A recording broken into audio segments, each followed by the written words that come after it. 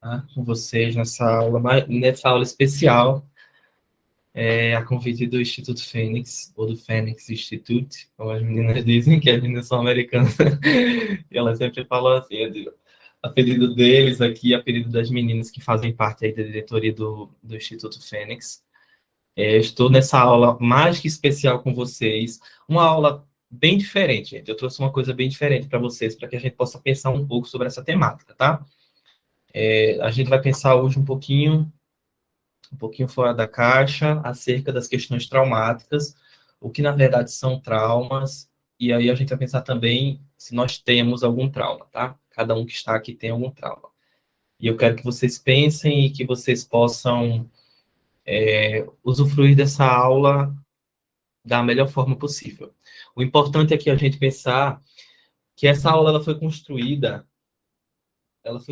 exatamente para essa construção de pensamento. Tá? Ela foi formulada exatamente para que a gente possa pensar acerca dos próprios traumas, e eu tenho um bônus no finalzinho para vocês. Vocês fiquem aqui, tá, gente? É sobre esse tema e vai ser sensacional. Vocês não podem perder esse bônus, não. Tá bom? Vamos lá. E aí, o tema da nossa aula, traumas. Vocês têm traumas, eu quero saber de cada um de vocês. Pensem agora com vocês. Nesse início de aula, nesse iníciozinho, a gente está iniciando agora, não faz nem 10 minutinhos que a gente está na aula. E aí, só essa pergunta já faz com que a gente possa pensar um pouco sobre isso, tá? Eu acredito que a maioria que está aqui já me conhece. Sou o professor Abraão Lemos, tá? Sou psicanalista, sou mestre em psicanálise, sou fisioterapeuta, tenho alguns outros trabalhos aí na área da educação, na área das questões de inteligência emocional, terapia neurocientífica, tenho algumas capacitações, tá? Tá aí um pouquinho do meu currículo para vocês. Eu sou palestrante, sou escritor desde que me conheço por gente e tenho algumas criações de oficina de desenvolvimento emocional e algumas idealizações, algumas ideias dentro da clínica Aviva e da Aviva Educação, que são empresas criadas por mim. É um prazer ter vocês aqui, tá? Eu estou um pouquinho mais lento assim nesse início, mas daqui a pouco a gente pega um embalo. É um prazer ter Comportado, vocês fala. aqui, ter cada um de vocês. Não, mas ela está em silêncio aqui. Eu entrei, mas eu fechei o web. Eu vou pedir para que a colega. Obrigado. É um prazer ter todos vocês aqui. Sejam bem-vindos que estão chegando agora. Lembrem-se, qualquer dúvida, qualquer dificuldade, coloquem aqui no chat. Vão falando aqui que eu estou com o chat ativado aqui no meu celular, então por isso que eu estou olhando um pouco para o lado, tá? Estou olhando para cá porque o meu slide está em grande escala aqui. Vamos lá iniciar. Na nossa construção, nessa aula especial, a gente tem um pensamento, uma construção acerca dos próprios traumas. Então, a gente vai entender o que é trauma, a gente vai desconstruir a ideia de um trauma no senso comum, porque todo mundo pensa que o trauma, ele sempre vai, de alguma forma, trazer questões e consequências iguais para todos nós. E a gente vai entender um pouquinho e vai desconstruir essa questão da ideia do trauma no senso comum. A gente vai perceber os espaços traumáticos nas esferas relacionais, e eu quero trazer para vocês um pouquinho sobre o que são esferas relacionais. As palavras e as nomenclaturas que forem colocadas aqui, eu vou sempre estar falando de quem são. Se existe alguma nomenclatura que é colocada por mim, eu vou expressar para vocês e vou deixar claro para vocês que essa nomenclatura é minha. Se outros profissionais ou teóricos falarem, eu vou dizer aqui para vocês quem são eles, ok? Uma frase minha para que a gente possa iniciar essa aula de hoje entendendo que todos nós temos o que, gente, uma criança interior. Aí as pessoas sempre se chocam quando eu vou trabalhar com a psicanálise. Quando eu trabalho na clínica, eu costumo falar muito sobre essa criança interior com os meus pacientes, tá? Principalmente com pacientes adultos. Com adolescentes também eu costumo falar, mas com pacientes adultos muito mais. E eu sempre falo, e é uma proposta junguiana, tá? Foi o Carl Jung que criou a nomenclatura, ou trouxe primeiramente as ideias da criança interior para a psicanálise. Eu vou explicar para vocês um pouco depois sobre tudo isso, mas nessa frase eu quero expressar para vocês que o grito da criança interior ferida é mais alto que a fala de um adulto que finge que ela não existe. E aí eu quero que vocês pensem um pouco. O quanto nós estamos falando, o quanto nós estamos nos relacionando,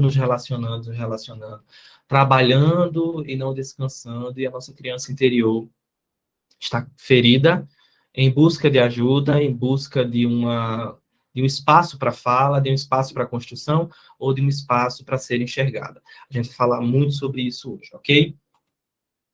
Na nossa trilha de conteúdos, eu quero trazer para vocês hoje o que é trauma, falar um pouquinho sobre as experiências e espaços traumáticos na constituição individual. Então, eu vou trazer para vocês a ideia de que o trauma, ele não seria exatamente um evento específico. Ele não é um evento específico, aquele evento que muda a história da vida da gente. Talvez possa acontecer dessa forma, mas ele nem sempre é assim. Ele faz parte da constituição individual de cada pessoa. E eu vou falar isso para vocês. A gente precisa, até o Freud fala sobre isso, a gente precisa entender essa constituição, mas, além de tudo, entender e tomar posse, de algum modo, de todas as nossas questões, para que a gente possa, então, se desenvolver em várias áreas. Vou falar para vocês essa questão da constituição individual. Tá? Porque muitas pessoas acreditam que traumas, questões traumáticas, são apenas questões que acontecem uma ou duas vezes na vida, durante a vida inteira de um indivíduo. Pode acontecer dessa forma? Pode. Pode ser questões que podem ser evitadas? Podem. Mas eu vou falar para vocês de algumas questões de constituição que podem e que têm, de algum modo, em certa quantidade, a potencialidade de ser traumática, algumas experiências que podem ser traumáticas, que têm potencial traumático. A gente fala sobre as heranças invisíveis, vamos falar sobre a criança interior. Será que ela existe mesmo, a criança interior, gente? As pessoas falam tanto sobre isso. Eu quero saber de vocês, o que vocês acham? A criança interior existe ou não? Coloquem aqui no chat, ok? O que vocês acham sobre a criança interior? Onde vocês ouviram falar pela primeira vez sobre a criança interior? Coloquem no chat. Quando a gente fala sobre o trauma, a gente tem três questões importantes. A gente tem o trauma, a vivência e o sintoma, dentro desse escopo das experiências traumáticas. Eu vou falar para vocês sobre isso e vou trazer um bônus super especial. Vocês mal podem esperar por esse bônus. Vocês terão aí um presentão, tanto do Instituto Fênix quanto o meu, para que vocês possam agregar nessa questão do entendimento acerca do que é trauma, ok? Mas essa aula de hoje vai ser show, a gente vai conseguir entender muito bem essa introdução e vai fazer esse trabalho inteiro, que vai ser um trabalho também de autoconhecimento, iniciação para essa área, para que a gente possa entender melhor. E aí eu inicio essa aula perguntando para todos vocês: você tem algum trauma? Pergunto para todos vocês se você já tem. Coloquem aqui no chat, eu quero ouvir de vocês. Coloquem aqui no chat, eu quero ler de vocês se vocês têm. Você fala, se você tiver, você fala, tenho, não tenho, ainda não sei. Estou procurando, estou buscando, porque tem pessoas que vivem buscando os traumas, né? Vive a vida inteira buscando alguma coisa. É uma construção humana buscar os traumas? A gente tende a buscar alguma dor, a gente tende a buscar essa questão, a gente tende... E aí, quando existe, aí eu vou falar para vocês que quando é quase sempre, ok? Quase sempre existe um trauma. Você sabia que nem todos os traumas eles são percebidos por nossa consciência? Tem várias pessoas aqui que fazem psicanálise, que são psicanalistas, e sabem muito bem que a maioria dos nossos traumas, eles não são percebidos por nossa consciência. Não são percebidos. Então, o que eu faço, professor? Vou explicar para vocês daqui a pouco o que vocês precisam fazer, tá bom? Para descobrir. Alguns estão alojados em nosso mundo interno. E quando eu falo mundo interno, eu estou falando do inconsciente. É disso que eu estou falando. Quando eu falo mundo interno, quando eu me referi a mundo interno aqui, eu estou falando do nosso inconsciente, tá? Mas constantemente, apesar de estarem lá no inconsciente, constantemente interferem em nossa vida, em nossa caminhada, em nossa jornada, em nossos relacionamentos, em nossas profissões, em nosso relacionamento com o nosso filho, com a nossa filha, nosso relacionamento em qualquer espaço, ok? E normalmente essas interferências são feitas através de repetições, ok? A gente vai entender melhor sobre isso daqui a pouco. Aí eu quero saber de você. Ninguém falou, tá todo mundo caladinho, ó. Todo mundo com medo de perceber que tem um trauma. Eu tenho, tá, gente? Eu tenho um trauma. Na verdade, não, tenho vários. Aí eu quero saber de vocês se vocês têm ou não. Não precisam dizer o que é, tá, gente? Só quero saber se vocês percebem nesse início que tem ou se não tem. E aí a gente vai começar a descobrir.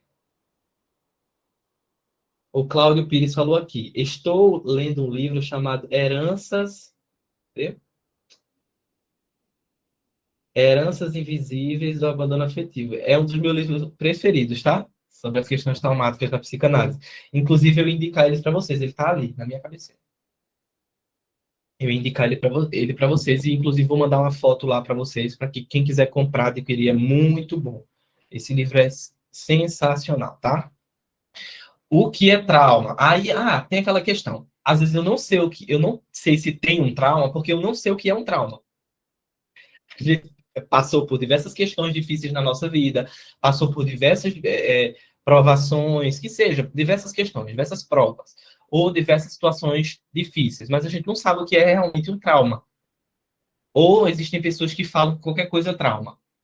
Eu tive um relacionamento, vamos lá, um relacionamento há 10 dias atrás e eu estou traumatizado. Será que isso é realmente um trauma? Talvez seja uma experiência que você esteja passando. Um conjunto de experiências, possivelmente, que possam ser traumáticas, mas o trauma em si, ele fica alojado em um espaço e influencia a nossa vida. É isso que eu quero trazer para vocês. Se a gente está passando por um processo, olha a ideia, se a gente está passando por um processo conflituoso, por um processo difícil na nossa vida, no momento atual, esse processo ele tem sim um potencial traumático, mas ele não se configura como um trauma que já está alojado no nosso inconsciente. Talvez esse processo esteja lembrando de outros traumas, e talvez traumas muito mais remotos da nossa infância ou da nossa vida. Ok? É isso que eu quero trazer para vocês. O que é um trauma?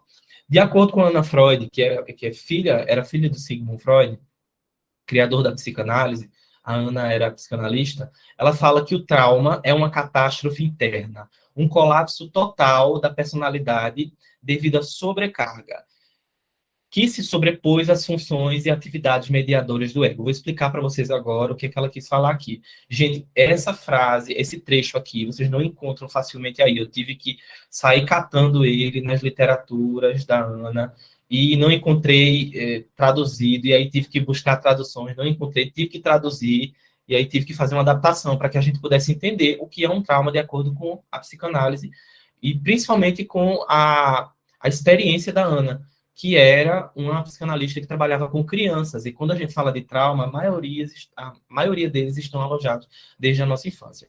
Então, o trauma é uma catástrofe interna, um colapso da personalidade devido a uma sobrecarga. Que sobrecarga é essa? São sobreposições às funções e atividades mediadoras do ego. O que é mediadoras, atividades mediadoras?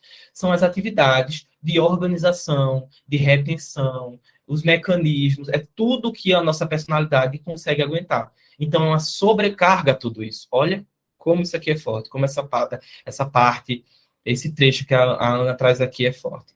A ideia é que o trauma é uma catástrofe porque ele passa a ser uma sobrecarga dentro das próprias funções da personalidade. Então, eu não consigo lidar com aquilo que eu tenho. É além do que a minha personalidade, do que a minha construção egóica, do que é o meu desenvolvimento, que as minhas fronteiras do eu permitem. Então, passou-se a um espaço que eu não consigo mais lidar. E aí, onde é que eu vou colocar a gente quando eu não consigo lidar? No inconsciente, tá? Se eu não consigo lidar, vou colocar, de acordo com Freud, no inconsciente, porque é lá onde eu consigo abster todas essas questões e não sofrer. De algum modo, eu ainda continuo sofrendo. Você ainda continua sofrendo, mas não de forma tão expressa nessa realidade traumática, ou revivendo esse trauma por si só. E aí eu sempre falo, o ego pode se fragmentar diante desta sobrecarga. O que ele pode é estar tão fragilizado que exatamente acontece essa dificuldade aí de lidar com os outros, de lidar com os relacionamentos. O fragmento em si, a fragmentação em si, ela pode não acontecer de forma expressa, mas ele vai ficar muito fragilizado. Então, o ego ele tende a se fragilizar através de uma sobrecarga, de uma sobreposição de funções que não competem ao ego, porque o ego é consciente. Então, é muita coisa, é coisas além do comum, são coisas inconscientes que vêm para a nossa personalidade, para as nossas vivências, que acabam tomando rumos desastrosos. Aí vocês podem me perguntar, mas que tipo de trauma que causa isso? Todos. Ouviram aqui o que eu falei? Todos os traumas são potencialmente catastróficos para uma sobreposição, para uma sobrecarga das funções do ego. Todos os traumas. E aí vocês podem perguntar, mas uma simples perda, ou uma coisa mais simples assim, um furto, uma coisa, pode acontecer? Pode, ok? Uma vergonha, uma humilhação, pode acontecer? Pode. Eu vou explicar para vocês por que isso pode acontecer e de que forma acontece essa sobrecarga, ok? Ver se tem outra pergunta aqui dos nossos colegas. Então, entenderam aqui essa parte, né? Entenderam que o trauma é uma catástrofe interna, é um colapso dentro da personalidade, é quando a personalidade já não aguenta mais lidar com aquilo e a gente coloca onde? Lá no inconsciente, aquela bagagem que a gente tem, mas isso acontece, a gente faz essa introjeção para lá, a gente reprime e recalca para lá para dentro, mas existe outro processo aqui, tá? A gente começa a ter sintomas desse trauma, a gente começa a reviver algumas questões. Vou explicar para vocês daqui a pouco. O Freud ele concebe o trauma como um corpo estranho que se aloja no psiquismo do sujeito, desestabilizando sua economia psíquica. Então, para o Freud, eu vou falar sobre três principais teóricos que falam sobre o trauma que eu particularmente acho muito claro. Primeiramente, o Freud. Olha como ele deixou claro aqui. O trauma é um corpo estranho que se aloja ao nosso psiquismo, ao nosso mundo interno e desestabiliza sua economia psíquica. De que forma desestabiliza? Ele desestabiliza porque ele não tem um sentido, porque ele não tem um nome, porque ele não tem um espaço próprio, porque ele não estava no momento correto, ele não foi introjetado no momento correto. Normalmente, principalmente traumas, na questão da sexualidade infantil, a gente tem essa dificuldade, essa desestabilização na economia psíquica de forma expressa, ok? Bem expressa mesmo na infância. E existem outros traumas aí também. O Freud ele deixa um pouco a visão da realidade propriamente dita do trauma, então da experiência traumática em si, e vai para a realidade ao afirmar que a formação e desenvolvimento do trauma na fantasia do pensamento é mais forte. Então ele fala, olha, você vive, você tem lá a sua vivência traumática, ok, aconteceu, mas a forma como você assimila essa experiência através de simbolizações, de fantasias, de criações do seu pensamento é muito mais forte do que você pode imaginar. Entenderam o que eu quis falar aqui? O que eu quis trazer aqui? A ideia é, eu vivo ou qualquer outra pessoa pode viver um trauma na infância, mas a forma como a gente alimenta aquela experiência até a fase adulta vai tomar cada vez mais corpo, vai criar cada vez mais espaço, vai tomar um espaço muito maior. Então, é uma realidade importante para que a gente possa observar o trauma, a construção e desenvolvimento do trauma dentro da fantasia no nosso inconsciente ou no nosso psiquismo. E o Freud traz muito disso aqui, ele trabalha muito com essa questão. Então, a gente vai se apegar a três espaços importantes aqui, durante essa nossa aula. A gente vai se apegar, primeiramente, a entender que o trauma, ele se constitui através de uma experiência traumática, tá? Então, experiência real ou não. Tem outra questão aqui também. Eu posso ter experiência traumática? Posso. Mas aquilo exatamente foi um trauma expresso? Todo mundo estava vendo que era um trauma? Não. De algum modo, eu introjetei dentro do meu mundo interno que aquilo foi um trauma. Eu, de alguma forma, pude perceber aquilo como um trauma. Ou o meu inconsciente, ou o meu mundo interno percebeu aquilo como um trauma. Mas os outros não. Então, é essa a questão que eu quero trazer para vocês aqui. Porque se Freud traz a ideia de que o trauma é, então, um corpo estranho que se aloja ao psiquismo do sujeito, todos os sujeitos de uma sala que percebem uma mesma cena, eles conseguem tirar as mesmas conclusões? Não. Essa é uma das realidades, das explicações mais reais que a gente tem. Se você coloca, eu sempre digo isso, gente, se você coloca uma turma de 10 jovens ou de 10 adultos em uma sala com uma porta de entrada e uma porta de saída no final dessa sala, e você coloca um caminho, você coloca como se fosse esqueci o nome, me perdi. Um espaço, um caminho com várias atividades para serem feitas, ok? Um labirinto, lembrei agora, labirinto. Você coloca um labirinto. E aí, as pessoas que passarem por todas as vias desse labirinto, elas terão diferentes formas de conversar e de expressar o que elas viram ali dentro. Então, algumas vão dizer, eu tive dificuldade. Outras vão dizer, eu tive facilidade, eu consegui entender, perceber de onde vinha a luz, de onde vinha o vento, para sair daquele labirinto. Outras pessoas podem falar, eu fiquei com medo, eu fiquei muito assustado, não consegui sair, paralisei, voltei, depois fui de novo. Outras pessoas nem vão entrar, porque já tem uma perspectiva diferente desde o início. Então, a gente precisa entender que todos nós... Aí, vamos chegar para uma parte bem legal aqui.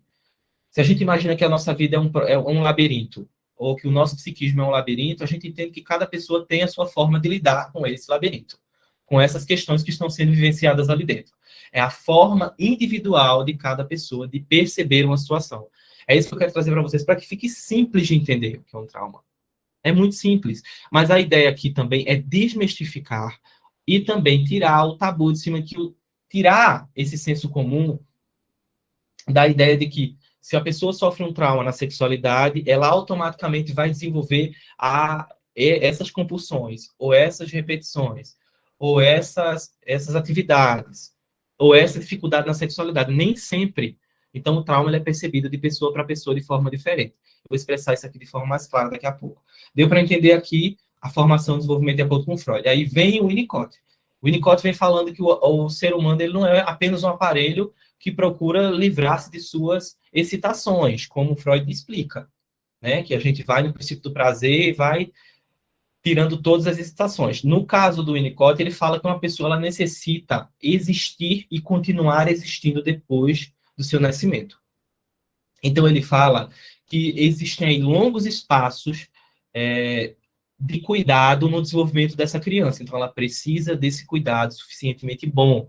Os cuidadores e a interação com o ambiente são necessários para que o bebê possa passar do estágio de não integração, no qual ele nasce, para um estágio de identificação ou identidade unitária. Então, é quando ele diz, opa, eu estou forte, nessa construção das fronteiras do ego. É nesse momento que a gente fala, que o Winnicott traz essa ideia aqui. Então, a gente se olha no espelho e a gente diz, opa, não sou mais uma criança, agora eu sou um adulto, ok, maravilha, agora eu tenho autonomia, agora eu sei lidar com as minhas próprias emoções, mas mesmo assim existem pessoas que se transformam em adultos que não passaram por esses estágios suficientemente bons, por esse cuidado suficientemente bom na infância. A gente fala da negligência parental, da negligência dos cuidadores aqui, ok? Esse é o segundo ponto na nossa aula de hoje. Se a gente entende que o primeiro ponto, de acordo com o Freud, o trauma é aquele corpo estranho que se aloja e desestabiliza a nossa economia psíquica, a gente sabe que o trauma ele também pode ser vivenciado por crianças e por adolescentes em um ambiente não suficientemente bom. Ok? Em um ambiente que não é bom, que não é legal, que não é estruturado, que não é estável. Isso é um fato, mas ainda fica muito confuso para quem vai falar de trauma na prática. Muito confuso. Porque a gente tem aquela ideia, é aquela ideia que a gente vai criando, tá? O Cláudio colocou aqui, através de... Vamos lá. Vou ver aqui as mensagens do nosso colega. Mas olha só, a gente tem aquela ideia do quê? Que a criança, ela nasce, vai, se desenvolve, uma parede fase adulta. Isso não existe, gente. A gente continua se desenvolvendo, se constituindo a vida inteira. Não existe, não tem diferença uma coisa da outra. Nós continuamos tendo a nossa criança da mesma forma que éramos uma criança quando no nossa época, no nosso momento passado. Então a gente precisa entender que a criança ela não deixa de ser criança, da mesma forma que as nossas interpretações de mundo, enquanto crianças, elas ainda fazem parte da nossa vida. É isso que eu quero trazer para vocês. Então percebam aqui, de acordo com o Winnicott, que a segunda ideia principal dessa aula é trazer que o desenvolvimento é importantíssimo. Então, o desenvolvimento da criança é importantíssimo. Apoio, cuidado, intervenção e supervisão dos cuidadores, mais ainda. Ok? É importantíssimo ter todo esse apoio. Aí a gente pode olhar para a gente e dizer, peraí, tive uma dificuldade nesse momento, tive um trauma nessa parte, talvez essa parte aqui da minha infância não tenha sido tão boa, tive uma negligência nesse lado, tudo isso vai se constituindo. Mas, ao mesmo tempo, vai ficando onde, gente? No nosso inconsciente. Tudo fica introjetado no nosso inconsciente. Exatamente tudo. Por quê? Porque tudo está lá de forma arcaica. Tudo está lá de forma solta. Não existe nada lá juntinho, nada lá escrito. Tá tudo de forma solta. Eu vou explicar para vocês daqui a pouco como é que se configura tudo isso e como um trauma, na verdade, vem para a fase adulta de acordo com essa perspectiva, ok? O nosso colega colocou aqui. A gente consegue esse desenvolvimento positivo de acordo com o Winnicott através do desenvolvimento afetivo, sem dúvidas. A gente Através de um desinvestimento afetivo. Sim, sem dúvidas. Sem dúvida alguma. Olha só, gente, a gente precisa entender que nessa etapa, nesse momento da constituição de uma criança, ela está em três processos importantes. Ela está em um processo de constituição afetiva e emocional, ela está em um processo de constituição psíquica e ela está em um processo de constituição simbólica, tá? Simbólica. Porque tudo que se constrói na fase da infância, na fase adulta terá um significado. Deu para entender o que eu estou falando aqui? Então, tudo que eu vou observando, vou agregando, vou consumindo, vou introjetando, eu terei um resultado na fase adulta. Aquilo ali vai transparecer nas minhas relações. Aquilo ali vai transparecer no meu comportamento. A gente precisa entender que toda essa construção depende muito da fase da infância. Por isso que eu trouxe o Winnicott para falar um pouquinho para você sobre isso. Alguma dúvida até aqui, pessoal? Deu para entender? Tá claro aqui o que eu estou falando?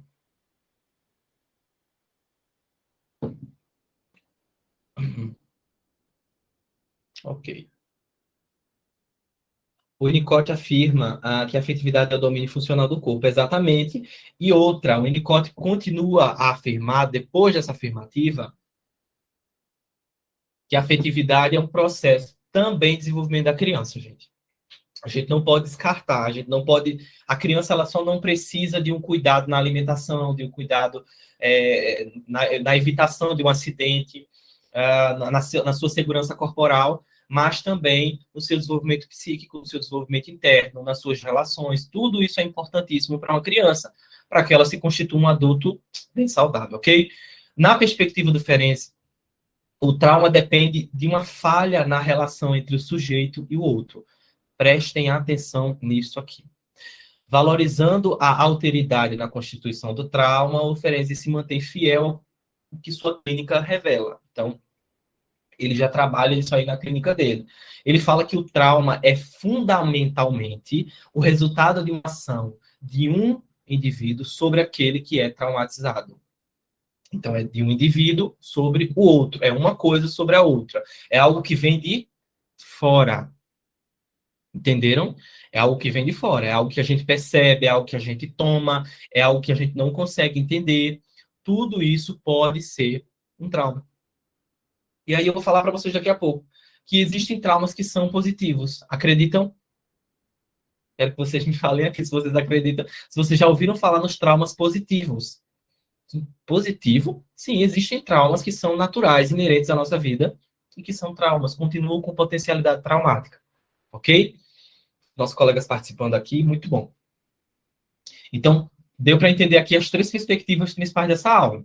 Primeiro, a gente entende que é um corpo estranho, o trauma é um corpo estranho que vem para desestabilizar a nossa economia psíquica. Por quê? Porque o nosso psiquismo, gente, a gente precisa entender de uma coisa. O nosso psiquismo, ele tem uma proporção de autorregulação. Ou seja, se existe alguma coisa que venha para desregular a minha economia psíquica, automaticamente o nosso psiquismo vai fazer o quê? Vai guardar aquilo no inconsciente e vai dizer, pronto, esqueceu, vamos seguir a nossa vida. Vamos seguir a nossa vida. Só que, de outra forma, acontece esse processo de tentativa de estabilização lá dentro. Porque, mesmo assim, algumas coisas continuam a vir. Algumas coisas continuam a me lembrar aquele trauma. Ok? Porque tem coisa guardada lá no inconsciente. Por ter guardado, as coisas que estão aqui continuam a me lembrar daquilo, ou continuam, de alguma forma, a reverberar dentro do que eu tenho. E aí, a segunda perspectiva é que uma infância positiva, o cuidado suficientemente bom, é importante para a evitação de alguns traumas que podem ser evitados. Porém, existem outros traumas que, mesmo com infância suficientemente boa, você ainda possivelmente possa ter tido, ok? E terceiro, é a relação com o outro, como o Ferenczi traz aqui, é uma relação com o outro, com outros objetos, com outras questões que não fazem parte do que já é nosso. Entra, introjeta de acordo com Freud, desestabiliza a nossa economia psíquica, isso desde a nossa infância, de acordo com o Winnicott. A gente fechou agora, opa, me empolguei aqui, bati até no meu microfone. A gente fechou agora toda essa questão, ok? Vamos lá. Entendemos, então, que existem dois espaços de fragmento dos traumas. Observem aqui agora, dois espaços de fragmento. Gente, a gente não pode, eu sempre digo, a gente não pode trabalhar com saúde emocional. A gente não consegue, não é que a gente não possa, mas a gente não consegue trabalhar com saúde emocional se a gente não sabe o que é um trauma. A gente não consegue. Ah, mas eu sei tudo de psicanálise. Ok, você sabe tudo de psicanálise. Você sabe o que é experiência traumática, sabe o que é percepção, você sabe as cadeias de complexos internos, as participações experienciais, você sabe o que é tentativa de reorganização psíquica, o que são perspectivas da própria experiência. Se você souber, maravilha, vai adiante. Se você não sabe, eu tenho um bônus para vocês lá no final do curso, que vocês vão gostar bastante. Mas aí eu vou explicar para vocês aqui, de imediato, o que a gente precisa entender sobre os traumas. Primeiramente, o trauma, em um dos dois espaços fragmentados, é uma experiência propriamente traumática. Então, pode ser sim uma experiência traumática, uma perda, um abuso, uma negligência, ok, pode sim. Mas o trauma também tem outro espaço de fragmento, perdão. A percepção e a introjeção daquela situação. Como eu falei para vocês, dando essa conclusão desse espaço, desses três espaços aqui, que a gente falou do Winnicott, do Freud e do Ferenczi, a ideia da percepção e da introjeção é clara aqui dentro. Então, eu vivo com a minha própria ótica, eu percebo com a minha própria visão, eu introjeto com a minha própria experiência, com o que eu tenho. Então, por isso que a gente não pode julgar um trauma menor que o outro, julgar uma experiência menos traumática do que a outra. Isso não existe. Aí eu sempre falo, as pessoas dizem, mas eu sou traumatizado. Aí chega, vai conversar com outra pessoa, mas seu trauma não é nada demais, não. Olha, eu sofri tanta coisa, você não sabe o quanto eu sofri na minha vida. E eu não tenho o que você tem. Gente, nós precisamos entender que não se pode medir trauma, gente. Essa questão de vamos lá ver qual o trauma maior, isso não existe. Trauma é sempre um trauma, dor é sempre uma dor, e a gente vai perceber isso de forma singular, ok? Ou, gente, a gente precisa falar sobre isso aqui, a gente precisa falar sobre isso. Eu vou fazer uma atividade com vocês agora, eu acho que as nossas colegas já escutaram isso em algum lugar, mas alguns que estão aqui ainda não viram. As pessoas sempre perguntam e sempre falam comigo, toda vez que eu vou falar sobre crianças, sobre adolescentes, sobre as palmadinhas que a criança tem que levar ou não, né? A criança precisa apanhar, a criança precisa, de algum modo, ser agredida para aprender. Eu sempre falo, gente, não. E não só eu que estou falando, não. Existem diversos outros profissionais, teóricos, inclusive, que falam que não é legal bater na criança, que não é legal a criança estar passando por esse tipo de situação. Isso é potencialmente traumático. Nós somos, a nossa perspectiva enquanto adulto ainda não evoluiu o suficiente para que a gente entenda que a agressão ela só é normalizada dentro da infância, gente. A gente só bate em criança, a gente consegue bater em um adulto. Quem consegue? Pergunto para vocês. Então, existe uma coisa potencialmente traumática que todo mundo faz vista grossa. Que todo mundo passa aquele pente, não passa pente fino, passa aquele pente grosso que você passa assim, que não dá nem para sair nada. Todo mundo finge que não vê isso. Então, as pessoas sempre falam, até estava numa live essa semana, e falei sobre isso, né? Porque eu estava falando sobre as experiências traumáticas na infância e as ideações suicidas, e tudo voltado para essa área do suicídio, com crianças e adolescentes.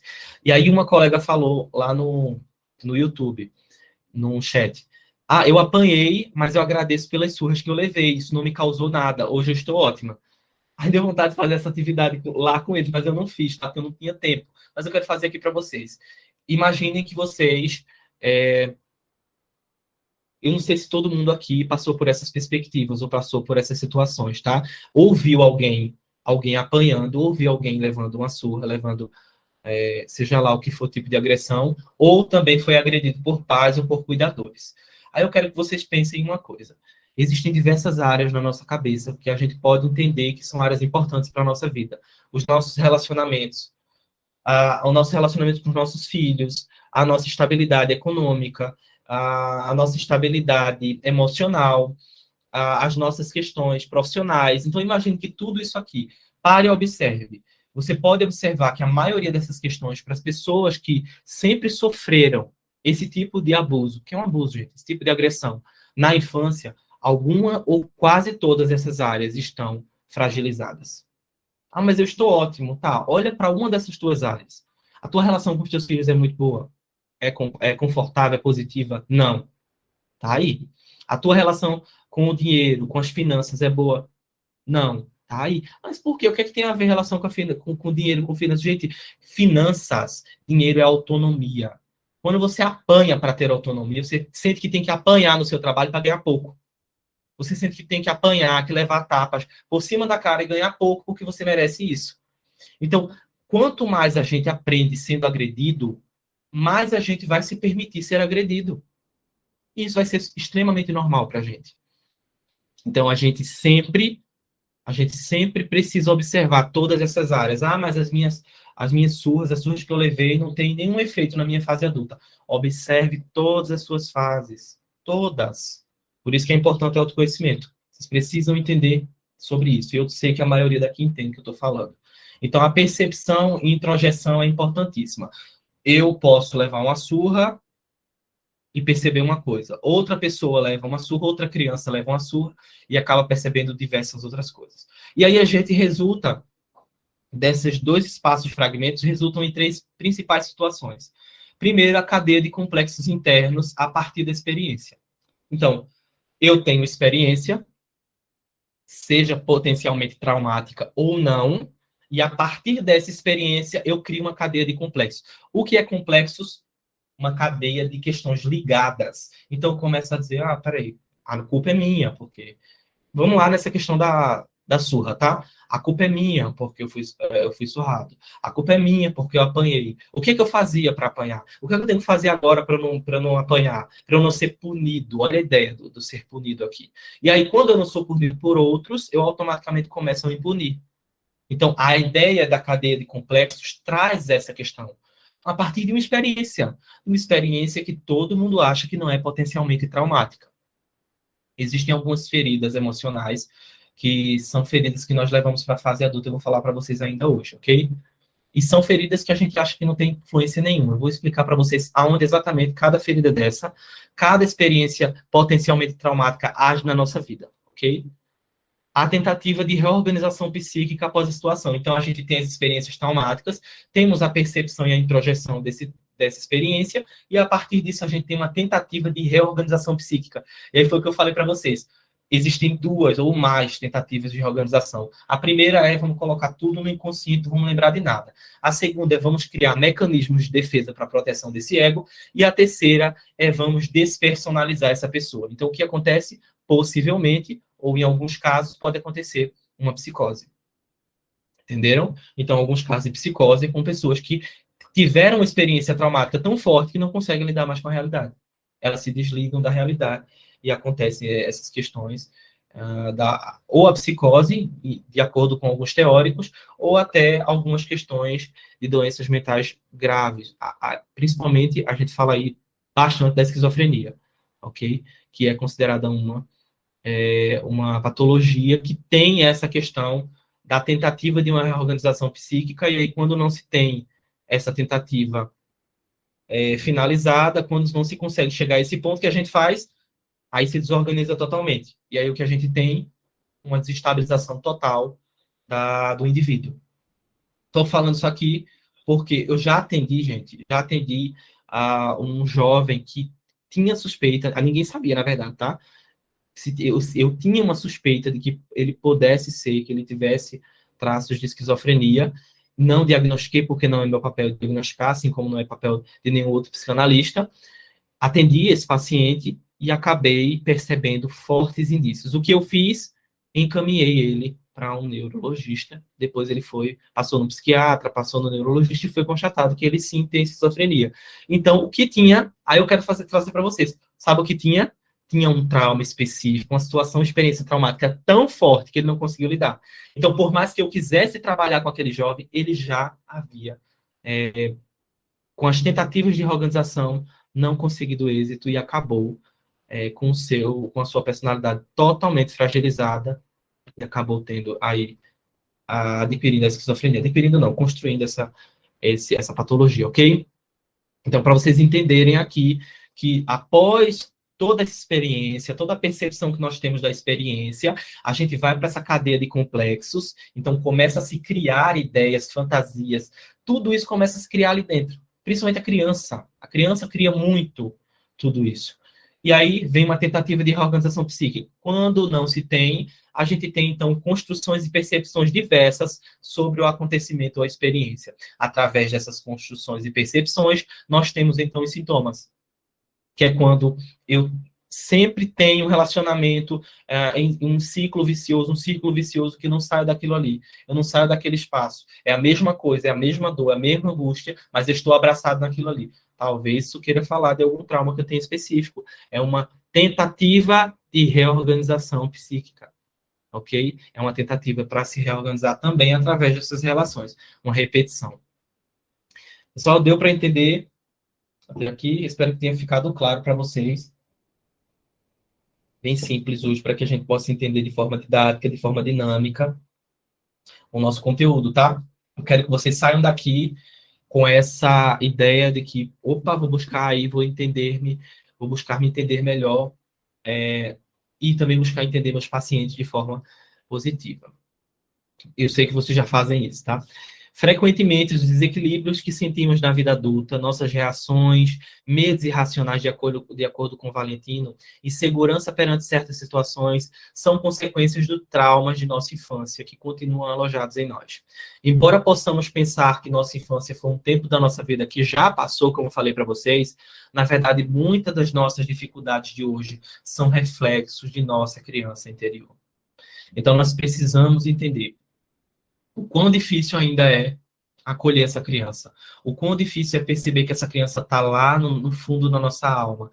Ela está bramando, gritando, implorando por atenção e por ajuda. E a gente pensa que é mentira. Ah, mentira. Hoje eu sou adulto, hoje eu tenho dinheiro, hoje eu tenho estabilidade. Aí eu ouvi uma frase um dia, não sei de quem é essa frase, que fala que adultos são crianças com dinheiro. E é exatamente isso. Nós somos todos crianças com dinheiro, com estabilidade financeira, e outros nem com tanta estabilidade. E outra questão, não é o que nos faz adultos não é exatamente o dinheiro. Então, somos exatamente crianças com dinheiro. Porque o que nos faz adultos é essa constituição. Chega um espaço da nossa vida que a gente diz, peraí, eu não sou mais uma criança, mas essa criança ainda faz parte de mim. O que eu posso fazer com essa criança? Acolhê-la. É a única opção que nós temos. E é a melhor que nós podemos fazer. Tá? Então, que vocês possam, gente. Uma das coisas que foi o que mais eu desejei na construção dessa aula é que vocês hoje, além da experiência de uma aula, tenham uma experiência terapêutica com isso aqui. Eu quero que vocês entendam que vocês precisam entender, perceber e acolher a criança interior de vocês. Tá? Bem junguiano eu, né? Tá bom. Vou continuar assim junguiano para vocês. As experiências naturais que podem ser traumáticas. Primeiro, nascimento. Aí todo mundo diz, meu Deus, eu já tenho um trauma. Se eu não sabia que eu tinha um trauma, eu já tenho um trauma. Porque o nascimento, gente, ele é uma das primeiras proporções, uma das primeiras experiências potencialmente traumáticas. Primeiro, a gente tem, claro, a saída, a expulsão do útero, que seria o paraíso, de acordo com alguns teóricos, né? Eu sempre falo que o útero, ele é a melhor experiência de conforto que nós temos. E talvez a única experiência de total conforto que nós possamos sentir em toda a nossa vida. Por quê? Porque nesse momento é onde a gente sente que a mãe, ela está em todos os lugares. Já percebeu? Percebeu não, porque você já, nessa fase você já não lembra, a gente tem amnésia infantil, tá? Freud fala que a gente não lembra das nossas questões infantis por conta disso. Porque se a gente lembrasse do total conforto que a gente tem no útero, a gente estaria totalmente perdido, a gente estaria buscando esse conforto até hoje. E a gente busca inconscientemente, mas não em sua totalidade, a gente busca um conforto ainda assim. Então, a mãe, nesse momento, ela é percebida nos quatro cantos do útero. É como se ela envolvesse a criança, e ela envolve a criança, não como se, mas propriamente envolve essa criança. E ali é um estado de unidade que ela tem com esse espaço, além de estar em volta de água, da bolsa d'água, além de estar sendo suprida o tempo inteiro, a criança tem essa sensação de conforto e bem-estar e de proteção. E sai em seu primeiro espaço potencialmente traumático, o mundo. Então, o útero seria o paraíso e o mundo seria o quê, gente? Me falem aqui o que o mundo seria. Se o útero é o paraíso, o que é o mundo? E aí a gente precisa entender uma coisa, que o mundo, para a criança, ele é sempre desafiador. E aí, eu custo a entender, e eu não consigo entender, na verdade, no final eu não entendo. Como existem pais, existem cuidadores que forçam a criança a tentar entender coisas que ela não precisa entender naquele momento. Percebem que nós somos forçados a entender e a criar uma perspectiva madura o tempo todo sobre tudo, mesmo quando a gente não precisa fazer isso. Então, as experiências vão nos condicionando para o nosso desenvolvimento. E o nascimento é o primeiro passo potencialmente traumático. Ok? Existem outras perspectivas, gente. Existe a perspectiva também de que talvez a própria gestação, e aí a gente tem traumas intrauterinos, é um assunto para outra aula e talvez para o presente que eu tenho para vocês aí. Traumas intrauterinos que são bem mais profundos, mas aqui a gente está falando de traumas mais específicos. Outra questão também é o próprio nascimento, que no caso seria o próprio parto. Existem partos que são extremamente difíceis, a criança passa muito tempo sem ar, sem oxigênio. Outras questões também, como a violência no próprio parto, tá? E outras questões que podem influenciar esse parto para que ele possa ser potencialmente traumático. E aí já vem com essa. Percebe a carga aqui que o parto já é traumático por si só, mas o nascimento ele tem essa potencialidade. Não se assustem, nós temos esse parto com uma dificuldade de entender enquanto crianças, mas a gente vai se adaptando, ok? Mas existe, claro, essa perspectiva. Segundo, o desmame da criança, eu sempre falo sobre isso, o desmame da criança precisa ser bem positivo, bem legal, bem calmo. E outra coisa, desmame da criança é uma das potencialidades, e a gente percebe que dos animais, nós somos animais, só que somos animais racionais, dos animais, vários teóricos falam que os seres humanos são os únicos que fazem o desmame da criança, o desmame de uma cria, né? É o único, são os únicos, a única espécie que faz, que tem a opção de desmamar, porque os outros não, os outros deixam que a criança, deixam que na verdade, a cria mame até que ela não queira mais. Já as mães não, elas cortam. E esse desmame ele pode ser potencialmente traumático. Gente, eu não estou dizendo aqui que não tem que desmamar. Tem que desmamar. Inclusive, depois tem que desmamar afetivamente. Vou falar para vocês também sobre isso. Mas a gente precisa entender essa perspectiva, ok? O desmame da criança, fase oral, toda essa parte. Fase oral, quando eu falo da psicanálise, tá? Que é aquela fase importante do desenvolvimento da criança. Mas falando sobre o desmame, existem crianças que têm um desmame totalmente difícil. E outra coisa, vamos falar aqui uma coisa mais afetiva. Eu sempre digo, e eu trabalho com isso, tá, gente? Eu trabalho com adolescentes que têm dificuldades por conta do desmame. Eu tenho experiência com isso. Então, atendi um adolescente que falou sobre a questão do desmame, ok, tudo bem.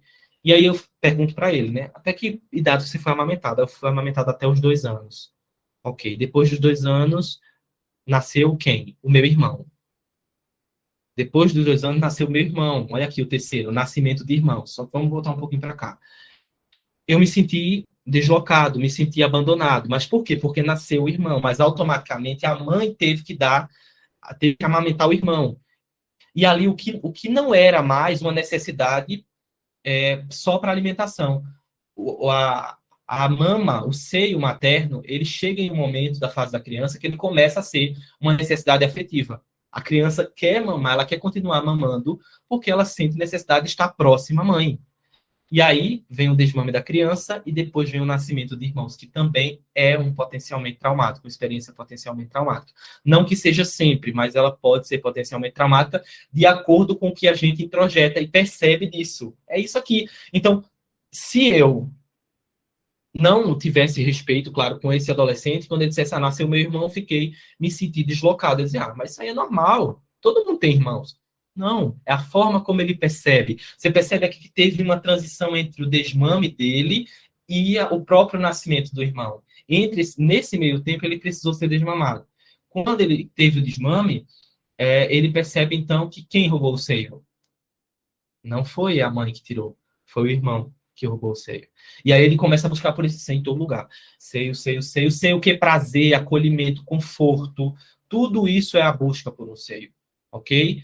Ligação afetiva também pode ser a busca por um seio. Dependência, principalmente, pode ser a busca por um seio. Então, tudo isso está ligado a essa questão do desmame e do nascimento dos irmãos também. Porque a criança, começa com essa ideia. Ela começa a querer voltar-se para o seio. Mesmo que ela esteja com 5, 6 anos, ela começa a querer voltar para o seio. Por quê? Porque ela percebe que o irmão está no seio. Ela diz, espera aí, opa, tá tomando o meu lugar, tá tomando o meu conforto, tá tomando a minha atenção, e aí começa a querer voltar para o seio. Então você percebe que nessa fase, olha a importância emocional disso aqui, você percebe que é afetivo. Se a criança, se fosse puramente por alimentação, a criança não buscaria mais, mas ela acaba buscando em um momento depois do nascimento dos irmãos.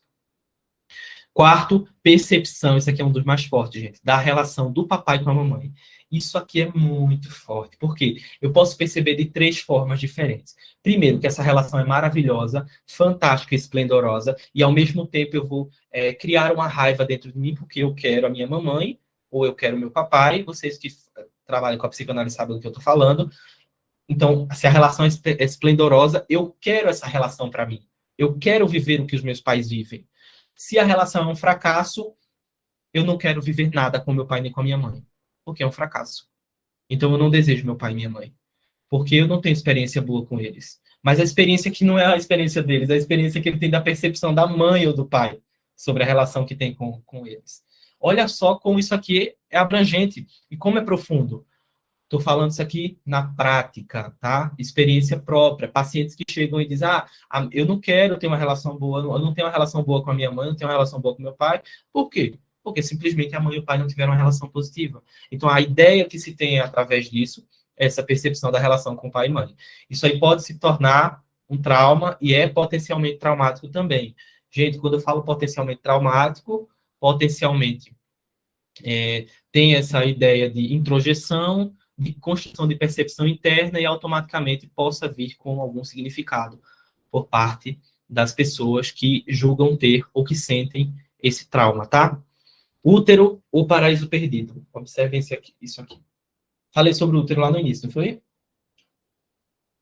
O útero, então, seria o paraíso perdido. Eu coloco aqui uma cegonha. Então, a criança, ela vem da cegonha, tá, gente? Ela não vem... Vamos explicar que a criança vem da cegonha, só que a cegonha, na questão do útero, é como se a cegonha não colocasse o bebezinho no chão, lá numa cestinha bem fofinho. Ela simplesmente pega esse bebê e solta esse bebê. Isso é a expulsão do útero materno. É isso que a gente sente. A gente sente literalmente a cegonha jogando a gente lá de cima. E aí, quando a gente fala para o nosso filho, foi uma cegonha, aí depois começa a fazer sentido, quando ele percebe que, então, o que aconteceu foi uma expulsão, né?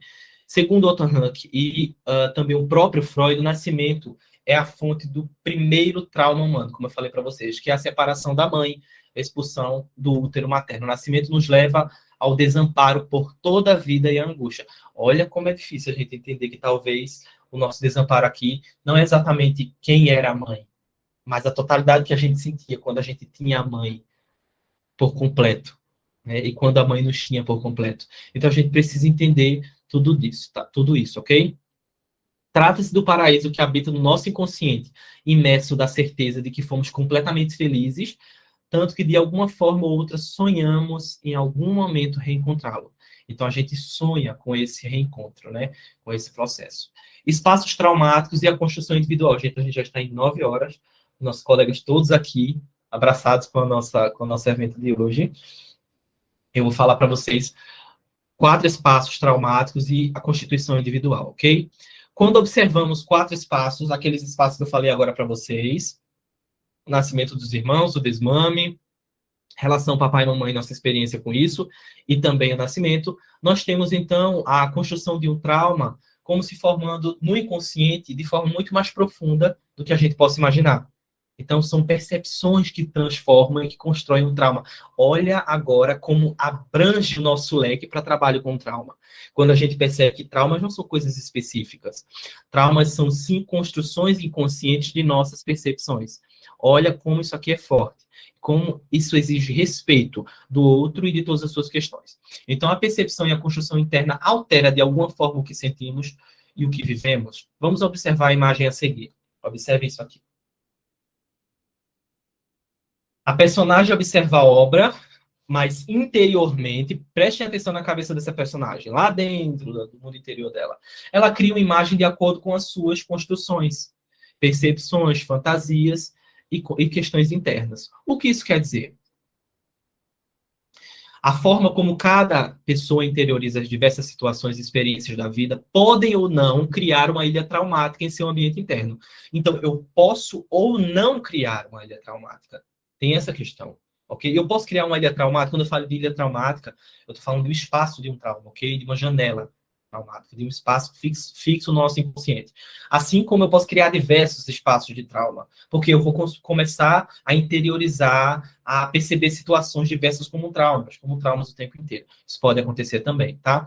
Isso não quer dizer que as experiências evidentemente traumáticas, como no caso dos abusos ou outras questões, não causem um efeito negativo na vida de todos, tá? Então, todos vão ter efeitos negativos com traumas específicos e evidentes, mas as experiências também podem causar traumas. Porém, as formas e as tentativas de lidar com cada experiência dependerá propriamente da individualidade de cada um.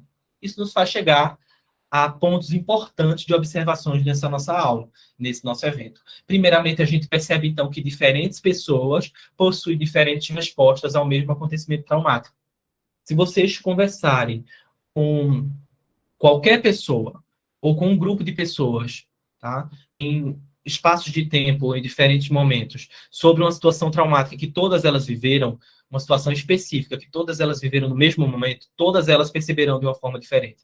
E tudo aquilo ali trará sintomas e espaços de construção e fragilidade de forma diferente na vida de cada um. Ok? A expressão de tudo isso na vida de cada um é diferente. Os sintomas de um trauma emocional diferem de uma pessoa para outra. Olha só isso aqui. Então, nem todas as pessoas que têm um trauma, elas são depressivas, gente. Nem todas as pessoas que têm um trauma, elas têm uma ansiedade.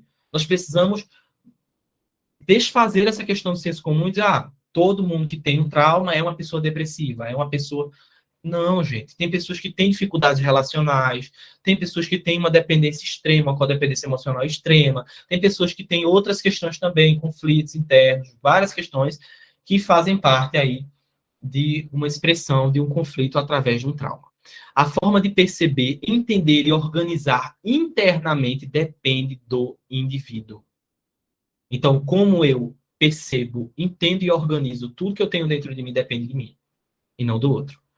Mas tudo isso vai ser construído na minha infância, ok? Eu vou aprender, eu vou me flexibilizar, eu vou me adaptar a organizar ou a tentar me organizar interiormente através do que eu vivi. Isso é um fato. A elaboração e ressignificação depende unicamente de quem, pessoal? De quem depende? De nós mesmos. Depende de cada um de nós. Então, se eu vou para a terapia esperando que alguém me dê a chave para tal coisa, a chave para responder tal coisa, não é por aí. Nós precisamos entender que a elaboração e a ressignificação partem de nós mesmos, em trabalho na terapia, em trabalho buscando ferramentas de autoconhecimento, ok? Essa elaboração e ressignificação acontecerá através desses trabalhos que acontecem dentro dos espaços próprios para isso. Fechou? Os caminhos para o tratamento de um trauma ou ferida emocional diferem de pessoa para pessoa. Então, nem sempre uma pessoa que tem um trauma, ela vai caminhar no mesmo espaço de tratamento de outra pessoa. Sempre vai mudar de uma coisa para outra, porque as vidas são diferentes, as pessoas são diferentes. Constituição, um processo desafiador que nenhum ser humano escapa. Escutem isso.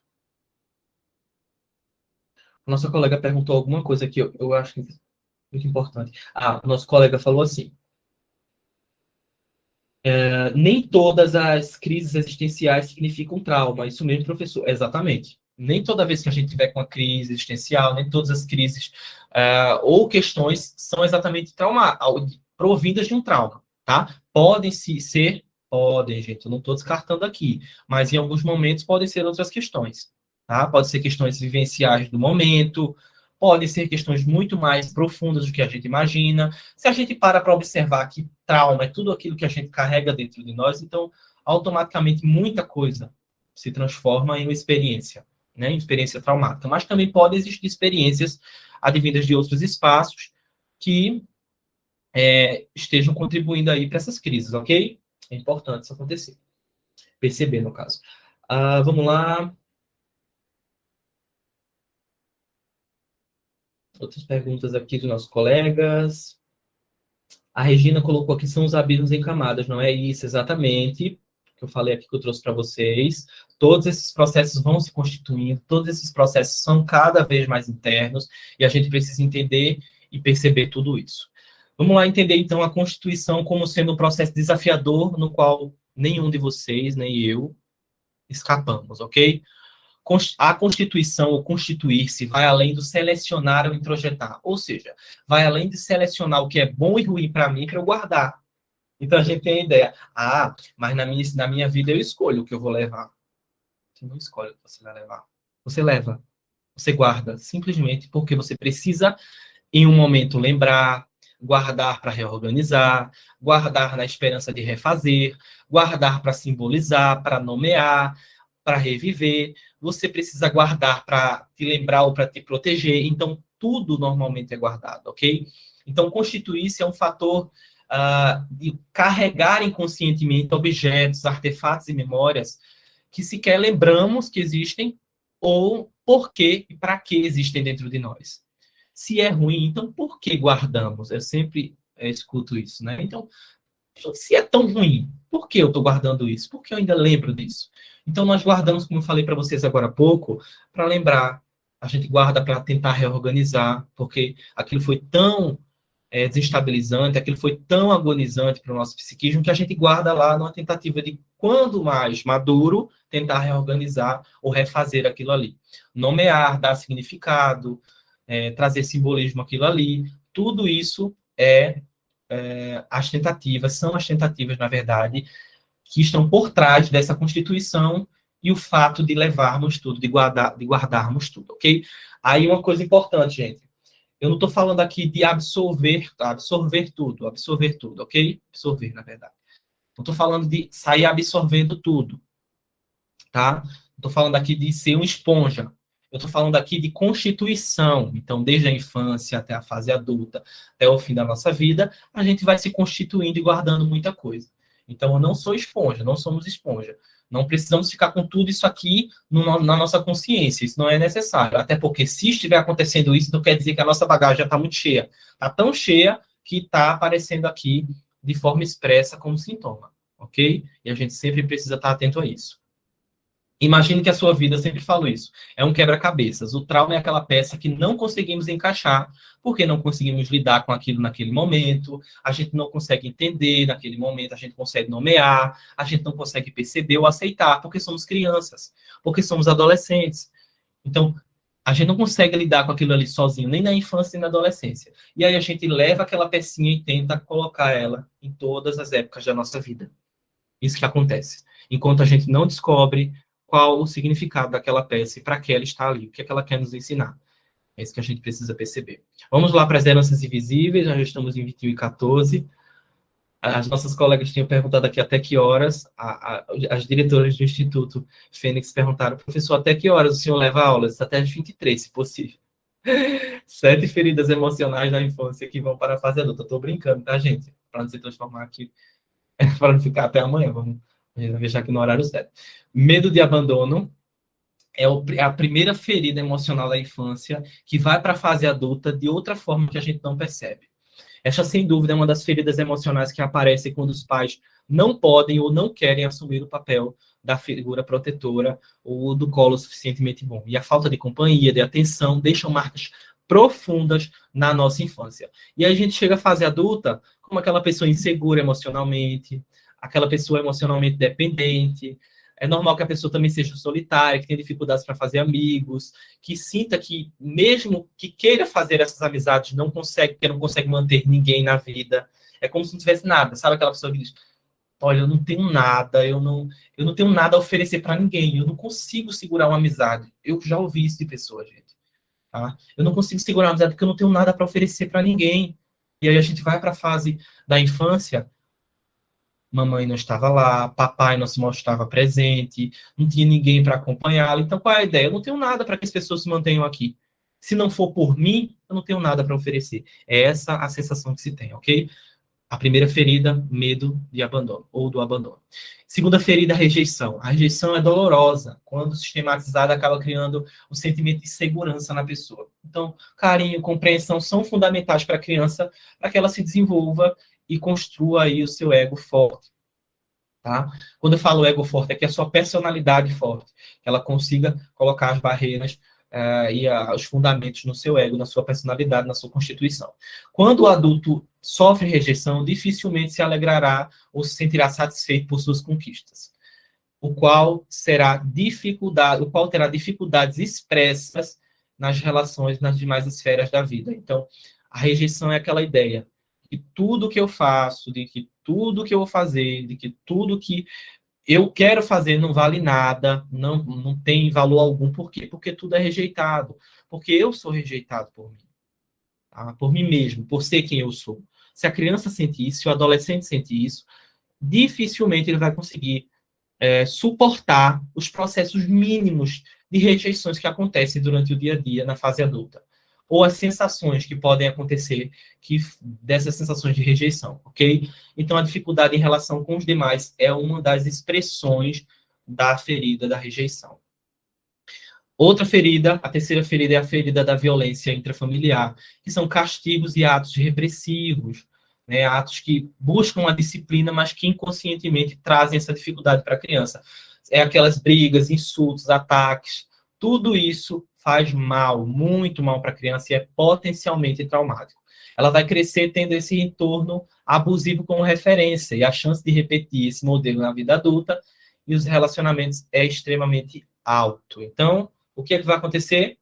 Eu vou buscar relacionamentos para continuar tendo brigas, insultos, ataques, para continuar sendo punido, porque eu quero reorganizar a minha família. Olha a ideia que você tem aqui. A gente é muito consciente disso aqui, tá? Tô falando de abobrinha, não. É real isso aqui. É inconsciente, mas é real. É quando a pessoa fala, olha, eu tô vivendo nesse relacionamento, mas eu tô tentando até o final, até o final. Eu vou tentar fazer o que eu não consegui, eu vou tentar fazer o impossível por esse relacionamento abusivo. Mas eu vou tentar. Aí a gente olha para a infância dessa pessoa, papai não estava ali, mamãe super abusiva. Todo esse processo faz com que eu busque resolver as questões, reorganizar ou simplesmente adaptar tudo que eu tenho, ok? Vamos lá. Alguma dúvida até aqui, pessoal? Injustiça. Gente, a gente fala muito pouco de injustiça, mas justiça é uma das feridas, das principais feridas da infância. E é aquela etapa do aprendizado, onde existem muitos favores com alguns irmãos e com outros não. É aquele, o outro é o meu querido, a minha filha predileta. Gente, vocês não têm noção do quanto isso é prejudicial para uma criança e do quanto isso é potencialmente traumático para uma criança. Ela é a mais linda, mais inteligente, porque ela tira notas melhores, ela é a minha favorita. Isso não existe. A gente precisa tirar isso de dentro das nossas famílias, ok? De dentro dos nossos lares e das nossas constituições, até da nossa escola também. Eu falo isso, estou falando por experiência própria. Cresce a insegurança e o pessimismo, então espera-se inconscientemente o destrato por parte de todos. A gente vai esperando, eu já espero que a pessoa faça isso. Eu espero essa injustiça. Eu espero, nunca se tem essa questão da segurança voltada para o outro. Sempre espera que o outro vai passar a perna. E automaticamente é difícil construir relacionamento duradouro com isso. Não é? É super difícil. Vamos agora à ferida da humilhação. Bullying, ambiente familiar nocivo e tóxico também traz esse trauma para a criança e para o adolescente ou para o adulto. O adulto se transforma, então, em uma pessoa que não tem ambição pelo futuro, que não tem perspectiva, que não confia nas suas potencialidades, que acaba se levando a um espaço cada vez mais inferior para lembrar daqueles espaços que ele passou, para tentar reorganizar todos aqueles espaços. Gente, eu estou falando isso aqui não como uma questão fixa, ok? Nem sempre quem sofre humilhação na infância terá isso aqui. Mas a gente percebe isso em vários lugares. Então, é uma questão geral. Estou trazendo de forma geral para que vocês tenham uma ideia e que liguem uma setinha aí, caso alguém sinta algumas dessas questões. Vamos agora para a ferida da traição. Gente, isso aqui é muito forte, tá? Muito forte, porque a criança que se sente traída não é aquela criança que percebe só a traição entre os pais. É aquela criança que recebe afirmações dos pais, vou fazer isso, na volta eu compro, e aí acaba não comprando, e aí acaba não fazendo com o que afirmou. Isso é uma traição, porque a criança começa a perceber, peraí, nem tudo, ou na verdade, nada do que eu peço e que eles falam que vão fazer, eles fazem. Então, que estabilidade é essa que eu vivo? Então, tudo que eu vou esperar, nada vai acontecer. É tudo falso, é tudo mentira. Então, começa-se a ideia de que nada é tão verdade assim, de que as relações não são tão verdadeiras dessa forma, de que não existe transparência entre as relações. E aí cresce um adulto com essa tentativa de tentar desconfiar de todo mundo. Ah, vou desconfiar, vou desconfiar, vou desconfiar. Não confio em ninguém, não consigo ver relações como duradouras e como fortes. Minhas relações sempre são frágeis, sempre tem alguma coisa que possa desconfiar, alguma briga que eu possa criar. Tudo isso pode se chegar nesse espaço aí, pode se começar nesse espaço da traição. E aí também existem traições específicas, tá, gente? Tinha aquela traição do pai com a mãe, que a criança percebe que isso aí causa uma ferida gigantesca, não só na mãe, e não só na perspectiva do que a mãe sentiu, mas na própria criança. O que a criança significa para aquele pai em algum momento, se a criança é uma menina? O que o menino significa para aquela mãe em algum momento? O que ele sente que significa para ela se ele é um menino? Então isso é muito forte, tá? Deu para entender aqui, pessoal? Vamos lá agora para os medos do desconhecido. Todas as crianças, em algum momento, precisam enfrentar os seus medos, seja o medo de escuro, de fantasmas, de altura, e esse processo nem sempre é tratado com delicadeza necessária. Se taxado de covarde, medroso, tende a fragilizar o emocional da criança e do adolescente. Tá, você é covarde. Ah, menininha. Quando uma criança, quando o menino diz que está com medo, uma menininha, é uma mulherzinha, gente, isso é potencialmente e expressamente traumático numa criança. Isso traz um medo do que ele pode enfrentar na fase adulta que você não tem noção, tá? Não tem noção. Então, como adulto, pode se tornar uma pessoa indiferente, com problemas dos outros também, com falta de empatia, do medo do outro, da dificuldade que o outro tem. Então, tu consegue, mas a pessoa não consegue. A esposa não consegue, o marido, os filhos não conseguem na fase adulta. Então, se passou por isso na infância, tende a replicar isso, muitas vezes inconscientemente. Tá? Se posicione e tem a dificuldade de se posicionar e observar o espaço do outro com empatia. Então, tem muita dificuldade. Tem medo de criar ou mudar, falta de flexibilidade e falta de adaptação. É outro espaço também conflituoso quando se tem aí essa ferida do medo desconhecido. Fechou aqui, pessoal? Vamos quase para as 22. Muito obrigado por estarem aqui até esse momento. A criança interior existe mesmo? Vamos ver agora se a criança interior existe ou não existe. O que seria, então, a criança interior? A criança interior é, na verdade, um termo criado pelo Jung, que era psicanalista, trabalhava e começou a criar, então, a terapia, a psicologia analítica. É uma parte da nossa mente ou da nossa experiência de vida que se adaptou e criou certos comportamentos e padrões de viver. Então, a gente começou a se adaptar, a criar, a imaginar, a fantasiar. Tudo isso vai nos adaptando às nossas experiências. E aí a gente vai se desenvolvendo através disso. É uma parte inconsciente constante da nossa mente, tá? Ela é constante, então ela sempre está ali. É como se fosse se expandindo. Olha aqui essa imagem que eu coloquei para vocês. É como se ela se expandisse cada vez mais, ok? Onde carregamos nossas necessidades não satisfeitas, nossas emoções reprimidas na infância, nossa criatividade, nossa intuição, nossas fantasias, nossos medos, desejos, capacidade de brincar, criar, imaginar e idealizar. Essas 4 capacidades, elas são expressas na nossa criança interior. Então, nós temos isso. Vocês percebem que todos vocês aqui têm a capacidade de brincar, de criar, de imaginar e de idealizar? Todos nós temos. Se eu pedir para que vocês criem aqui um ambiente na cabeça de vocês, eu vou pedir agora. Criem um ambiente chuvoso na cabeça de vocês.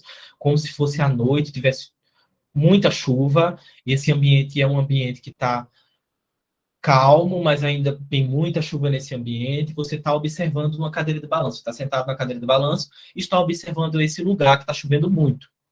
Imaginaram? Essa é a criança interior de vocês, a capacidade de criar que vocês têm. Essa é a capacidade de imaginar que vocês têm. Isso aqui é expressamente construído na infância.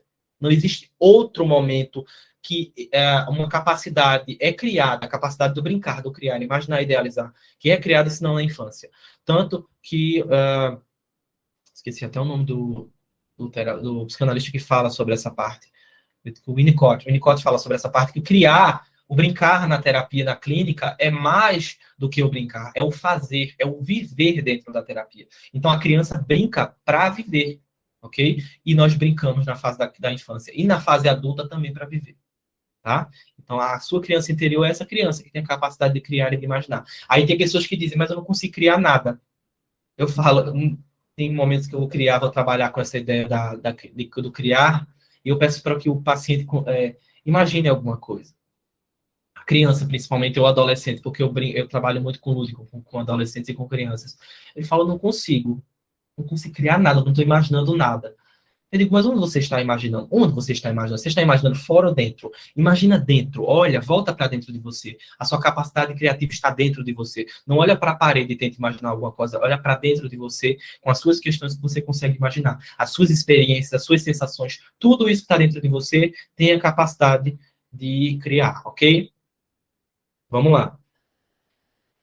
Para a gente concluir essa parte da criança interior, a gente tem a criança interior, numa frase que eu trouxe para vocês aqui minha. A criança interior, ela carrega sua essência em poder criativo, lúdico e flexível. Ela é você em algum processo, em algum momento pregresso de sua constituição. Negar ela seria, então, negar a sua própria história, calar a sua própria voz, sufocar a sua própria alma. Então, a criança interior que você tem dentro de você é você em um momento pregresso de sua constituição. Ela é você em um momento de sua vida. É como se você olhasse para você e você visse um espelho, e dentro daquele espelho fosse a própria criança. Para que vocês possam enxergar agora de forma lúdica esse espelho e perceber que se vocês negarem a imagem que vocês veem lá dentro, vocês estão negando a própria história de vocês. Vocês estão negando e calando a própria voz e sufocando a própria alma de vocês. Olha como isso aqui é profundo. Mas é para que vocês possam imaginar e pensar que talvez a nossa criança interior esteja muito mais próxima ou muito mais fragilizada, perdão, do que a gente pode imaginar. Como a gente pode observar a nossa criança interior, professor? A gente observa a nossa criança interior nos nossos comportamentos, nos nossos relacionamentos, perdão, o erro aqui, na escrita aqui, gente, relacionamentos, tá? Me perdoem. Nos nossos comportamentos, nos nossos relacionamentos, nos nossos desejos, nós encontramos na nossa criança interior, nos nossos medos e no nosso mundo interno, que é o autoconhecimento. A gente encontra a nossa criança em essência lá dentro, nessa capacidade do criar, do fantasiar e do produzir, ok? Então, qual o melhor exercício para que a gente possa trabalhar com a nossa criança interior? O autoconhecimento. Trauma, vivência e sintoma. Existem 3 efeitos do trauma, de acordo com o Shaw 2017, que está lá naquele livro, Heranças Invisíveis, que o nosso colega colocou aqui, estão lá, essas informações estão lá, tá? O efeito deshistoricizante, tá, do trauma, que é o sujeito fora do tempo, aquele sujeito que não se percebe, que não atua no seu tempo, que não atua na sua própria história, que se desprotagoniza de sua própria história. Olha essa questão da desprotagonização. É aquela pessoa que se coloca no arbitrário, ela se coloca na arquibancada e ela deixa com que as pessoas, faz com que as pessoas tomem conta de sua própria história, ok? Então, essa deshistoricização, trava-línguas, esse efeito deshistoricizante do trauma que traz essa fragilidade, isso aí já faz com que o indivíduo fique cada vez mais frágil, com que o seu ego fique cada vez mais frágil. O efeito autoalienante, que é o sujeito fora de si. Então, além de estar fora de sua própria história, o sujeito está, então, fora de si.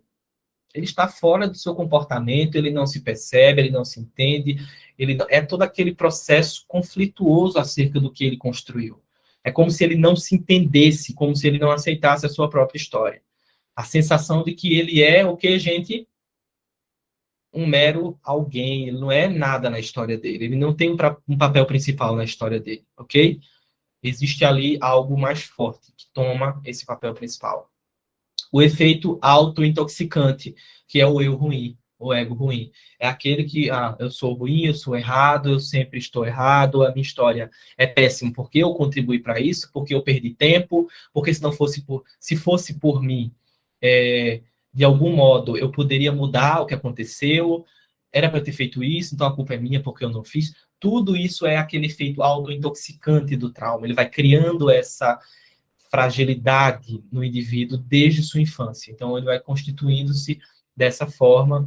Claro que aqui, dependendo do trauma, quanto mais expresso o trauma, quanto mais difícil a forma de lidar com esse trauma, mais conflituosos vão ser esses espaços e esses efeitos.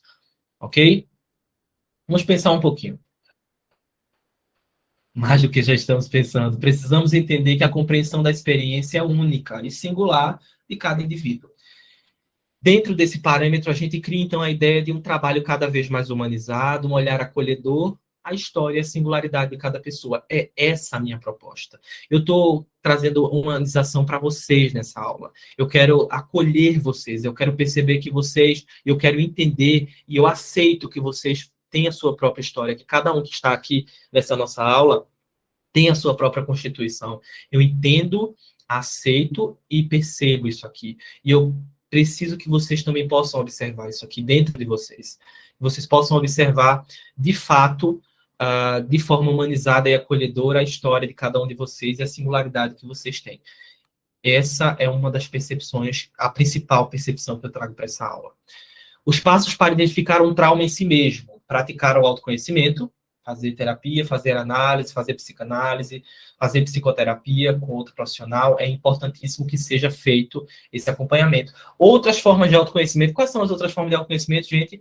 Hobbies, autocuidado, espiritualidade, que as pessoas pensam que autoconhecimento é só a psicanálise, a terapia. Não, existem outras formas de autoconhecimento, mas nenhuma delas fazem substituições umas das outras, ok? Então, eu não posso tirar a espiritualidade e colocar a terapia em cima da espiritualidade. Ela não vai surtir o efeito da espiritualidade. A terapia, por si só, surte um efeito que a espiritualidade não surte. Então, a gente tem outras questões e outros espaços. Então, as várias formas de autoconhecimento que todos vocês podem adquirir aqui são expressas com um trabalho cada vez mais positivo nas histórias de vocês, ok? E nas histórias dos pacientes de vocês. Entender suas relações, observar os seus comportamentos, compreender a sua história e criar autonomia e protagonismo. Só um minutinho, deixa eu só beber uma água aqui, tá? Então, olha que importante aqui, a gente observar que, para a gente, então, identificar um trauma, a gente precisa, então, criar autonomia e protagonismo, para que a gente esteja forte, para, então, entender todas as perspectivas desse trauma, para que a gente não se despersonalize, para que a gente não se auto-intoxique com a nossa própria história. Percebe? Que o trauma ele tem esse efeito de auto-intoxicação, esse efeito de autodepreciação, esse efeito de desapropriação da nossa própria história. E quando a gente cria autonomia e protagonismo, o que a gente faz? A gente abraça a nossa própria história. E quando a gente abraça a nossa própria história, a gente faz igual esse bonequinho que está aqui na imagem. A gente faz com que as cargas, elas criem asas. Ou que, melhor, a nossa história crie um espaço para flutuação, um espaço para florescimento e um espaço para uma evolução positiva dentro da nossa visão e da nossa constituição. Ok? Passos para trabalhar com questões traumáticas para profissionais de saúde emocional. Então, primeiramente, a gente tem que entender e trabalhar seus próprios processos. Básico, né? Todo mundo tem que trabalhar a gente tem que trabalhar nossos próprios processos para entender os dos outros de forma positiva, para que não haja interferências no nosso trabalho. Estudar e compreender as intervenções e ferramentas, aplicar de forma correta essas intervenções e ferramentas, entender a construção raiz traumática e o processo de dimensão da experiência. Isso aqui a gente entende fazendo, estudando sobre isso, ok? Fazendo cursos, fazendo capacitações, a gente entende essas questões da prática, das intervenções, das ferramentas, da aplicação correta e da construção raiz traumática e processo de dimensão da experiência através dessas experiências aqui. Vocês hoje puderam entender, puderam perceber que nós temos na nossa Constituição potencialidades traumáticas, mas nós temos na nossa Constituição uma potencialidade criativa que vai além das potencialidades traumáticas. Essa potencialidade criativa faz com que você esteja aqui estudando sobre isso, sem sentir medo de perceber que talvez tenha isso. Essa potencialidade criativa que você tem flexível faz com que você esteja aqui estudando e pensando nessa perspectiva, olhando para você mesmo. Essa potencialidade criativa é a que vai fazer com que você possa iniciar o processo de autoconhecimento, autocuidado, autopercepção e autoavaliação. Essa potencialidade criativa é aquela que vai fazer com que você também busque evoluir esses conhecimentos aqui. Mas, além disso, passar esses conhecimentos para frente e compartilhar com outras pessoas. Eu estou muito grato e muito feliz de estar aqui com vocês até esse momento. Alegria imensa de compartilhar esse conhecimento com vocês, que eu tenho tanto carinho, eu amo falar sobre essa questão, sobre essa temática, até porque envolve a infância, e nós precisamos entender quem nós somos enquanto crianças, as nossas crianças, para que a gente possa entender o nosso adulto, e quem somos enquanto adultos, e é isso que eu tenho para trazer para vocês, mas mais além disso, eu quero trazer esse bônus especial para vocês. O curso de capacitação é manejo de intervenção em psicotraumatologia, estudo dos traumas emocionais e psíquicos. Tá? Nesse curso aqui, nós vamos trabalhar com manejo e intervenção. A gente vai entender o que é psicotraumatologia. Maravilha, a gente vai entender isso aqui a fundo, essas questões traumáticas a fundo, origem, raízes, experiência traumática, como trabalhar com tudo isso em profissionais de saúde emocional e saúde mental, tá? Mas a gente vai trabalhar aqui numa perspectiva bem basada na psicanálise relacional, a psicanálise contemporânea, que é um trabalho que volta-se para isso.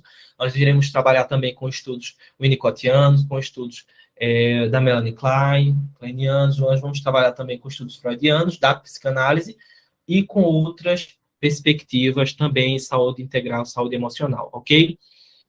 Esse bônus aqui, ele está com descontão para vocês que estão aqui no grupo, vocês têm esse desconto aqui, ok? A certificação internacional, olha que legal isso aqui, certificação internacional pelo Fênix Institute, ok? Lá da Flórida, Estados Unidos, sediado na Flórida, nos Estados Unidos, uma parceria sensacional que eu estou firmando aqui com as diretoras do Instituto, com as representantes legais do Instituto, pessoas, gente, de extrema confiança, de um caráter maravilhoso, pessoas que eu tenho muita admiração, são pessoas que são psicanalistas, tá? São pessoas que trabalham na área de desenvolvimento humano, também na área de saúde emocional.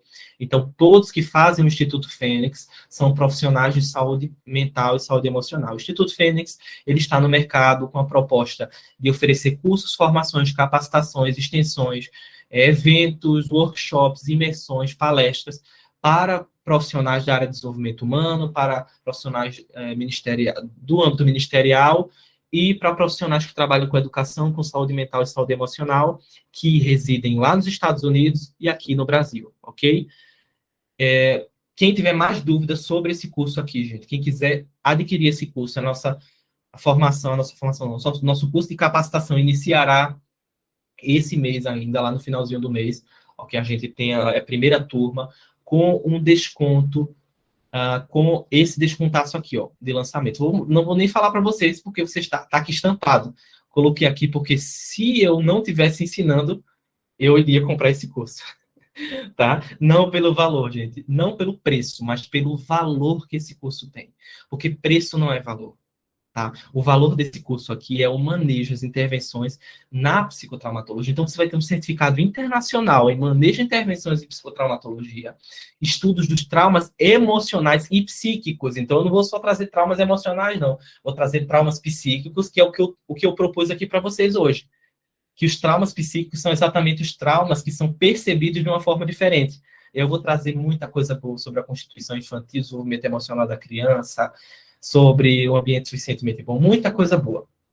Se você quiser adquirir esse curso, que está com esse descontão aqui, no preço promocional para a turma de lançamento, para a primeira turma, você vai pagar apenas esse valor que está aqui na nossa telinha, você entra em contato e vai receber mais informações sobre tudo isso aqui desse curso com as meninas, tá? Com as diretoras, o pessoal que faz parte aí do Instituto Fênix. Eles vão mandar para vocês nesse grupo, no grupo que vocês estão do evento de hoje. Eles vão mandar tudo isso aqui para vocês. Teremos outros eventos gratuitos, então fiquem no grupo, tá? Se mantenham lá no grupo, vocês terão outros eventos gratuitos, eventos com certificação que continuará internacional. Gente, lembrando, a certificação internacional, e ela é essencialmente internacional porque ela é emitida lá, ela não é emitida aqui, tá, gente? Ela é registrada aqui porque ela precisa ter uma validação aqui com o Brasil. Então, ela é registrada na Biblioteca Nacional, RDA, que é o que faz esse registro brasileiro. Mas ela é emitida lá por quem faz o Instituto Fênix com tanta maestria. Tá? Muito obrigado, gente, por estarem até aqui. Esse é o meu presente, mas além de tudo, o meu presente é isso que eu quero trazer para vocês. Essa experiência terapêutica que esse evento vem propondo. Tá? Esse evento vai acontecer em outros lugares também. Eu até vou conversar com as meninas, com as diretoras, para que esse evento possa acontecer em outros lugares. Esse evento ele tem um potencial até de acontecer presencialmente ou em um evento maior. Tá? E aí eu quero trazer para vocês aqui nesse finalzinho essa frase, esse trecho aqui da minha fala, que expressa basicamente a necessidade de um olhar atento ao sofrimento e às formas de manifestação, onde somente buscando compreender que cada ser humano se constitui de sua própria história, de suas dores e de seus significados, que foi o que a gente falou aqui, onde a gente chega a pontos cada vez mais profundos do sofrimento, e neles a gente encontra então, lugares mais propícios para a ressignificação, para a nossa cura. Então, naquele momento que a gente percebe que a nossa criança, o nosso interior está curvando-se, como nessa imagem aqui, está curvando-se aquela situação traumática, está potencialmente fragilizado, então a gente percebe que chegando a pontos mais profundos, nós conseguimos chegar, então, a essa visão mais elevada, para potencialmente uma ressignificação e uma cura, ok? E um espaço de florescimento também, que é o que a gente propõe na psicanálise e em qualquer outra terapia. Eu desejo